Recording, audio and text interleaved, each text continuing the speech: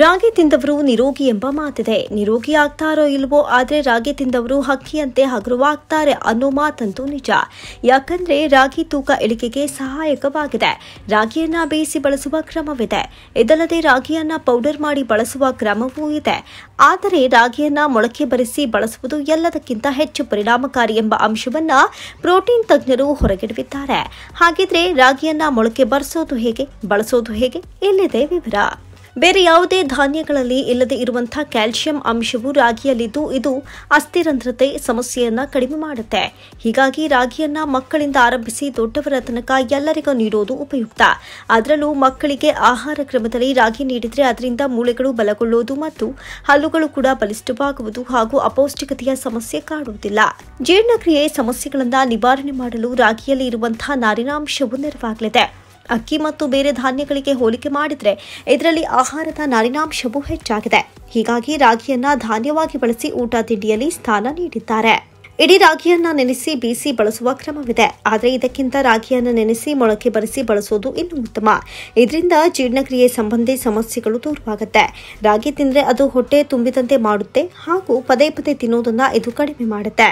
Polyphenol ಅಂಶವು ರಾಗಿಯಲ್ಲಿದ್ದು ಇದು ಮಧುಮೇಹಿಗಳಿಗೆ ಒಳ್ಳೆಯದು.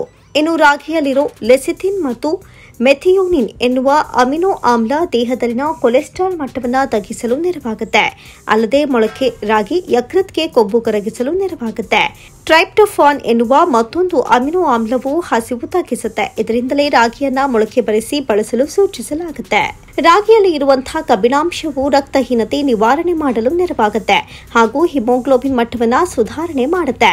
ಇದರಲ್ಲಿ ನೈಸರ್ಗಿಕ ಕಬ್ಬಿಣಾಂಶ ಮತ್ತು ವಿಟಮಿನ್ ಸಿ ಇದ್ದು ಇದರಿಂದ ಕಬ್ಬಿಣಾಂಶವು ಬೇಗನೆ ಹೀರಿಕೊಳ್ಳುತ್ತೆ. ಗ್ಲುಟೆನ್ ಸೂಕ್ಷ್ಮತೆ ಇರುವವರಿಗೆ ರಾಗಿಯು ವರದಾನವಾಗಿದೆ. ಬೇರೆ ಧಾನ್ಯಗಳಲ್ಲಿ ಗ್ಲುಟೆನ್ ಅಂಶವಿದ್ದು ರಾಗಿಯಲ್ಲಿ ಇದು ಶೂನ್ಯವಾಗಿದೆ. ಇದಕ್ಕಾಗಿ ಮಹಿಳೆಯರಿಗೆ ಹಾಗೂ ವಿಶೇಷವಾಗಿ ಮಕ್ಕಳಿಗೆ ರಾಗಿಯನ್ನ ಮೊಳಕೆ ಬರಿಸಿ ದೋಸೆ, ಇಡ್ಲಿ ಹಾಗೂ ಇತರ ಧಾನ್ಯಗಳ ಜೊತೆ ಹಿಟ್ಟು ಮಾಡಿ ಬಳಸಿ ಪೋಷಕಾಂಶ ಪಡೆಯಬಹುದು.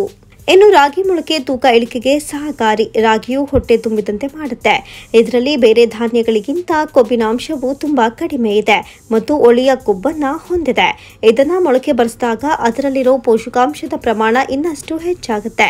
ಹೀಗಾಗಿ ತೂಕ ಇಳಿಸಿಕೊಳ್ಳಲು ಬಯಸುವವರು ರಾಗಿಯನ್ನ ಅನ್ನ ಮತ್ತು ಗೋಧಿ ಬದಲಿಗೆ ಬಳಕೆ ಮಾಡಬಹುದು. ರಾಗಿಯನ್ನ ನಿತ್ಯವೂ ಬಳಕೆ ಮಾಡಿದರೆ ಅದರಿಂದ ನಿದ್ರಾಹೀನತೆ, ಆತಂಕ ಮತ್ತು ಖಿನ್ನತೆ ದೂರ ಮಾಡಬಹುದು. ಇದರಲ್ಲಿ ಇರುವಂತಹ ಅಮಿನೋ ಆಮ್ಲವು ನೈಸರ್ಗಿಕ ಖಿನ್ನತೆ ನಿವಾರಣೆಗಾಗಿ ಕೆಲಸ ಮಾಡುತ್ತೆ. ನಿಯಮಿತವಾಗಿ ಮೈಗ್ರೇನ್ ಸಮಸ್ಯೆ ಎದುರಿಸ್ತಾ ಇರುವವರಿಗೆ ಇದು ಒಳ್ಳೆಯದು.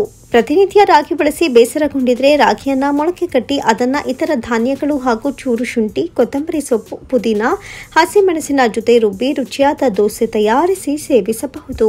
ಬೆಳೆಯುತ್ತಿರುವಂತಹ ಮಕ್ಕಳಿಗೆ ರಾಗಿ ನೀಡಿದ್ರೆ ಅದು ದೇಹಕ್ಕೆ ಬೇಕಾಗಿರುವಂತಹ ಎಲ್ಲಾ ರೀತಿಯ ಪೋಷಕಾಂಶಗಳನ್ನು ಒದಗಿಸುತ್ತೆ. ರಾಗಿಯು ಮಕ್ಕಳಲ್ಲಿ ತೂಕ ಹೆಚ್ಚಿಸುವುದು ಹಾಗೂ ಬೆಳವಣಿಗೆಗೆ ಸಹಕಾರಿ. ರಾಗಿಯನ್ನ ಮಕ್ಕಳಿಗೆ ನೀಡಿದ್ರೆ ಅದರಿಂದ ಸಿಗುವ ಲಾಭಗಳು ಹಲವಾರು. 4 ವರ್ಷಕ್ಕಿಂತ ಕಡಿಮೆ ವಯಸ್ಸಿನ ಮಕ್ಕಳಿಗೆ ರಾಗಿಯ ಮೊಳಕೆ ತರಿಸಿ ಒಣಗಿಸಿ ಇತರ ಧಾನ್ಯಗಳು ಹಾಗೂ ಡ್ರೈ ಫ್ರೂಟ್ಸ್ ಜೊತೆ ಪೌಡರ್ ತಯಾರಿಸಿ ಮಣ್ಣಿ ಅಥವಾ ಸ್ಮೂತಿ ರೀತಿಯಲ್ಲಿ ನೀಡೋದ್ರಿಂದ ಅವರ ಆರೋಗ್ಯವು ಉತ್ತಮಗೊಳ್ಳುತ್ತೆ ಮತ್ತು ಬೆಳವಣಿಗೆಯ ಗತಿ ಬದಲಾಗುತ್ತೆ. ಈ ಪುಡಿ ತಯಾರಿಸಲು ನೀವು ತಲಾ 1 ಕಪ್ ರಾಗಿ, ಹೆಸರುಕಾಳು, ಅಕ್ಕಿ, ಗೋಧಿ ಹಾಗೂ 1/4 ಕಪ್ನಷ್ಟು ನಿಮ್ಮಿಷ್ಟದ ಡ್ರೈ ಫ್ರೂಟ್ಸ್ ಬಳಸಬಹುದು. ರಾಗಿಯನ್ನ 1-2 ಗಂಟೆಗಳು ನೆನೆಸಿ ಬಳಿಕ ನೀರನ್ನ ಚೆನ್ನಾಗಿ ಸೋಸಬೇಕು. ಮೆತ್ತಗಿನ ಹಾಗೂ ತೆಳ್ಳಗಿನ ಕಾಟನ್ ಬಟ್ಟೆಯಲ್ಲಿ ರಾಗಿಯನ್ನ ಗಟ್ಟಿಯಾಗಿ ಕಟ್ಟಿ ತುಸು ಬೆಚ್ಚಗಿನ ಜಾವದಲ್ಲಿ ರಾತ್ರಿ ಪೂರ್ತಿ ಇಟ್ಟರೆ ಬೆಳಿಗ್ಗೆಯಾಗುವ ಹೊತ್ತಿಗೆ ರುಚಿಕರವಾದ ಹಾಗೂ ಆರೋಗ್ಯಕರವಾದ ರಾಗಿ ಮೊಳಕೆ ಸಿದ್ಧವಾಗುತ್ತೆ. ಇದನ್ನ ಇತರ ಧಾನ್ಯದ ಜೊತೆಗೆ ಹುರಿದು ಜರಡಿ ಹಿಡಿದು ಗಟ್ಟಿ ಮುಚ್ಚಲಿನ ಡಬ್ಬದಲ್ಲಿ ತುಂಬಿಟ್ಟುಕೊಳ್ಳಿ.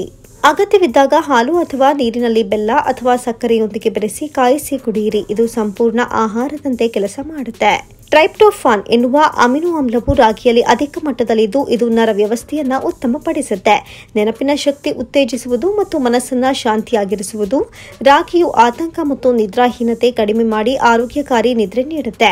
ರಾಗಿಯಲ್ಲಿ ಇರುವಂತಹ ಟ್ರೈಪ್ಟೋಫಾನ್ ಅಂಶವು ನರಪ್ರೇಕ್ಷಕಗಳಲ್ಲಿ ಸೆರೋಟೋನಿನ್ ಮಟ್ಟವನ್ನು ಸಮತೋಲನಕ್ಕೆ ತರುತ್ತೆ. ಹೀಗಾಗಿ ಇಂದಿನ ಒತ್ತಡದ ಬದುಕಿಗೆ ರಾಗಿಯನ್ನ ಮೊಳಕೆ ಬರಿಸಿ ಬಳಸೋದು ಉತ್ತಮ ಆಹಾರ ಪದ್ಧತಿಗಳಲ್ಲಿ ಒಂದಾಗಿದೆ.